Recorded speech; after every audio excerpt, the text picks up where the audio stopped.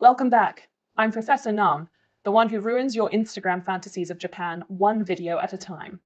Now, when you think of Japan, what pops into your mind? Shiny robots, trains that show up so precisely you could set your watch by them, a magical land where everyone's polite, everything's clean, and somehow the toilets are smarter than half of Silicon Valley?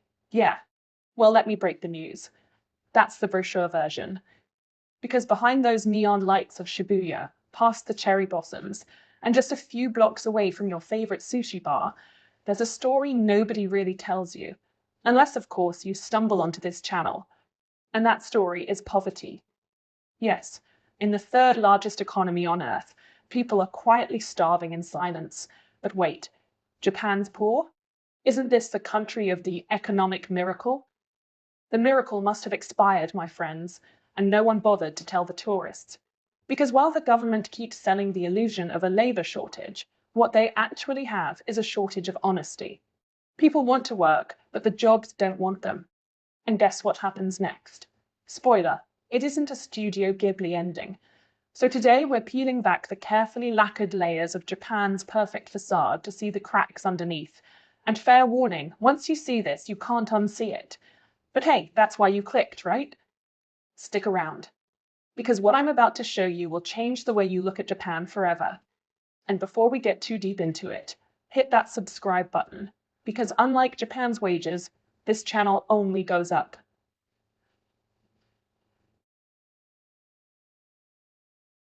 Japan, the country that markets itself better than Apple ever could. On the surface, it's all technological powerhouse, cultural sophistication, and the land where crime doesn't exist, and trains apologize if they're 30 seconds late. Seriously, Japan's PR department deserves a Nobel Prize. If you judged a nation by its Instagram feed, Japan would be the eternal prom queen. But let's slow clap our way into reality. That shiny economic facade, it's like one of those vending machine sandwiches. Looks neat in the wrapper, but once you take a bite, you realize it's soggy, stale, and probably expired. Sure, Japan was an economic miracle. Keyword, was. Post-war boom, fancy electronics, cars that conquered the world. But that was in the VHS era, when everyone still thought fax machines were sexy. Fast forward 3 decades, and the miracle has turned into a magic trick. Lots of smoke, mirrors, and no rabbit in the hat. Take Tokyo's neon glow, for instance. Tourists see prosperity. Locals see debt, overwork, and paychecks so small you need a microscope to read them. Or look at Japan's clean society myth.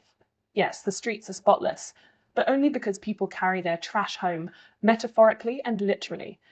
And when it comes to poverty, that trash is buried deep, hidden under layers of shame, denial, and social stigma so strong, you'd think being broke was a contagious disease.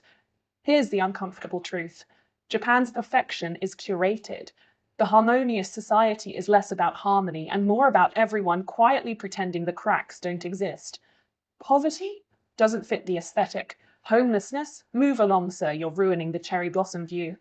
Meanwhile, the media plays cheerleader, insisting Japan's still a global model, while households are drowning in bills. So the myth goes on. Japan as the shiny dream destination. But behind the facade, thousands are stuck in tiny apartments, juggling 3 jobs, wondering how they'll pay for tomorrow's bento. The question isn't whether Japan is hiding poverty, it's how long the neon lights can keep distracting us from it.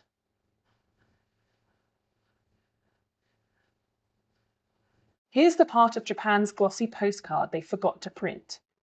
While the government brags about low unemployment and social stability, the reality is a silent army of people living one convenience store meal away from disaster. Welcome to Japan's invisible poor, a demographic so carefully ignored that even Google Maps has trouble finding them. Let's start with single mothers. In Japan, being a single mom is basically treated like a crime. Divorce? Widowed? Congratulations, you've just won the poverty lottery. With little child support enforcement, outdated gender roles, and employers who think flexibility is a Western conspiracy, these women are forced to raise kids on part-time wages that barely cover rice and utility bills. And society's response? Ganbat, which roughly translates to good luck starving, but do it politely. Then you've got the elderly, the same people who built the so-called economic miracle. Many now scavenge supermarket discount bins, living on pensions so tiny they'd make even a ramen shop owner cry. Japan loves to worship its old people during Respect for the Aged Day, complete with speeches and flowers. But when the cameras are off, it's a horror show. Seniors eating expired bread, deciding between medicine or heating in the winter. And in case you think that's hyperbole, even famous names aren't immune. The actress Nakayama Miho, Jong Shan Mei Sui, a household icon, became the stuff of urban legend when she literally froze to death one winter. If celebrities aren't safe, what chance does grandma in rural Niigata have? And let's talk summer. Japan is subtropical, which is a polite way of saying an annual sauna with mosquitoes. Yet every year, thousands die because they can't afford to run their air conditioners. Imagine working 40 years for the system, only to spend retirement dying of heat stroke in your own living room. But hey, at least the obituary will say you lived in a high-tech nation. Then there are the NEETs. Not in education, employment, or training. The media paints them as lazy parasites. But look closer. Many are victims of Japan's one-shot employment lottery. Miss the train of lifetime employment, and you're branded useless forever. A gap on your resume here is like wearing a scarlet letter in neon kanji. Oh, and the working poor. Yes, they exist. These are people who have jobs yet still can't afford the basics. They're flipping burgers, stocking shelves, or grinding away in offices for salaries that vanish faster than sakura petals in a storm. Japan is the rare country where you can be employed, exhausted, and still broke. A triple crown of misery. Here's the kicker. Poverty in Japan isn't just financial. It's shameful. People don't talk about it, families hide it, and the government definitely doesn't want it trending on Twitter. In a culture obsessed with appearances, poverty is treated like a contagious embarrassment, as if hiding the poor will somehow erase them. Except, spoiler, it doesn't. So the next time someone tells you Japan is a model society, remember, the model is airbrushed. The reality? A silent epidemic of struggle, shame, and survival.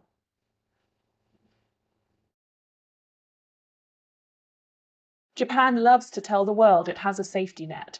And technically, yes, there's something there. The problem is, it's not so much a net as it is a giant sieve. You fall through, and instead of being caught, you just keep dropping until you land in poverty disguised as shameful personal failure. Welcome to the compassionate society of harmony. Let's start with wages. They've been stagnant longer than a bowl of konbini ramen left on the shelf. While other countries see wages rise with inflation, Japan's economy has been doing the mannequin challenge since the 1990s. Workers earn less in real terms now than they did 30 years ago, but the government's solution: raise the consumption tax. Because nothing says we care like charging poor people more for instant noodles. Then there's the myth of lifetime employment. Once you got into a company and stayed until retirement, like a human houseplant no one dared to throw away. But those days are gone. Now, lifetime employment is like Elvis. People still talk about it, but it's been dead for decades. Today, non-regular workers make up nearly 40% of the labour force. That's a fancy way of saying disposable, underpaid, and with benefits thinner than a 7-Eleven sandwich. And what about social welfare? Japan's welfare application process is like auditioning for a reality TV show, except the judges are bureaucrats whose sole job is to say no. Miss one document? Too bad. Live with your parents even if they're broke? Denied. Own a microwave? Congratulations, you're not poor enough. The system isn't designed to help people. It's designed to keep poverty statistics looking good on paper. Meanwhile, an aging population is draining pensions, the young can't afford kids, and the middle-aged are trapped supporting both. It's less a safety net and more a pyramid scheme, except here the pyramid has already collapsed and the government's still selling tickets. And let's not forget the government's brilliant response. When confronted with the cracks, they don't fix the system. They slap on PR campaigns like Womenomics or Cool Japan, as if hashtags will magically pay rent. Meanwhile, NGOs and local volunteers are left doing the heavy lifting, while politicians pose for photo ops in suits that cost more than a family's monthly food budget. So yes, Japan has a safety net, but it's not a net that catches you. It's one that entangles you, blames you, and leaves you hanging.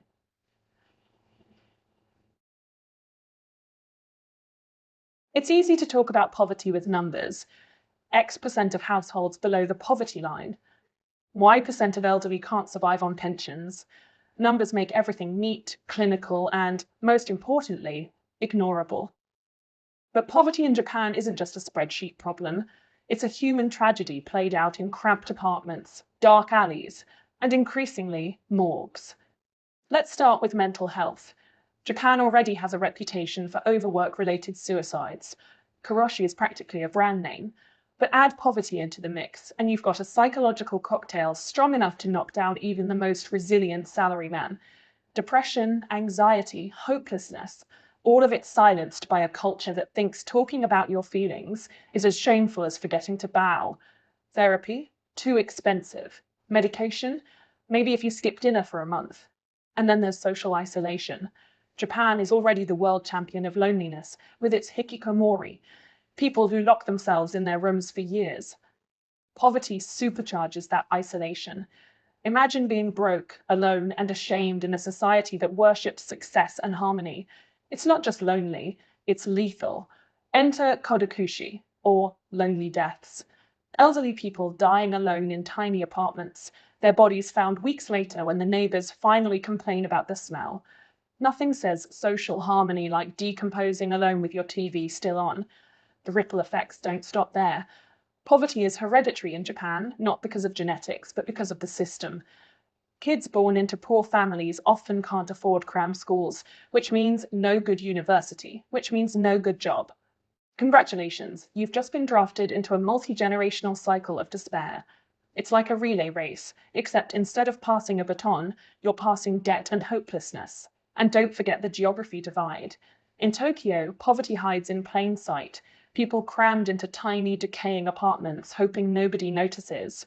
In rural Japan, it's even worse. Villages with crumbling infrastructure, no jobs, no young people, and no future. Poverty there isn't invisible. It's the only thing left. Here's the bitter truth. Poverty in Japan is more than financial misery. It's psychological suffocation, social invisibility, and generational sabotage.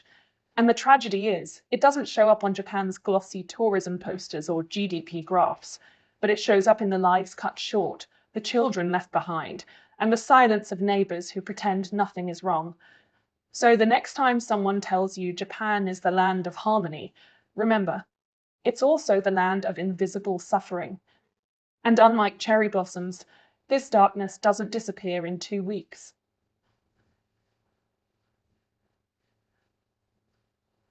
Here's the problem with Japan's poverty crisis. It's not a secret anymore. The government knows. The corporations know. Hell, even the konbini cashier who scans your microwaved croquette at 2 a.m. knows. Yet the official response has been, drumroll, please, nothing. Or worse, a press conference with slogans so meaningless they make fortune cookies look profound. Take Womenomics, the idea that women are going to save Japan's economy by working more, as if the country hasn't been grinding women into dust for decades. Or Cool Japan, a PR campaign that spends millions convincing foreigners that anime and sushi will somehow plug a hole in the pension system. It's like watching a house burn down while the fire chief hands out Hello Kitty stickers. Meanwhile, what's happening on the ground? Families choosing between food and electricity. Seniors freezing to death in winter and boiling alive in summer because they can't afford to run the heater or air conditioner. And remember, this is one of the richest countries in the world. Japan has the cash for Olympic stadiums, maglev trains, and moonshot space programs. But apparently, air conditioning for grandma is a luxury item. Let's talk about solutions. NGOs and volunteers are the only ones actually doing the work, setting up food banks, shelters, and hotlines. They're heroes, yes, but they're also patching bullet wounds with band-aids while the government sips sake and debates how to boost inbound tourism. The system is broken, and Japan's political class has made it clear they're not fixing it. Why? Because poverty doesn't vote. The elderly poor are too tired, the working poor are too busy, and the single mothers are too exhausted. Silence makes for excellent political stability. And here's the kicker. This crisis isn't going away. Poverty breeds more poverty. Every child raised in hunger, every elder left to rot, every worker underpaid is a time bomb. Japan isn't just ignoring its poor, it's actively digging its own grave. The miracle economy is now a coffin economy, polished on the outside, hollow within. So what's the road ahead? Unless Japan stops pretending hashtags can replace policy, the future looks like a dystopian anime no one wants to binge watch. More lonely deaths, more silent suffering, more shame buried under cherry blossoms and tourist brochures. The message to Japan's leaders is simple. You can't eat nationalism, you can't pay rent with cultural pride, and nobody survives winter on cool Japan. Fix the damn system, or watch your society collapse under the weight of its own denial.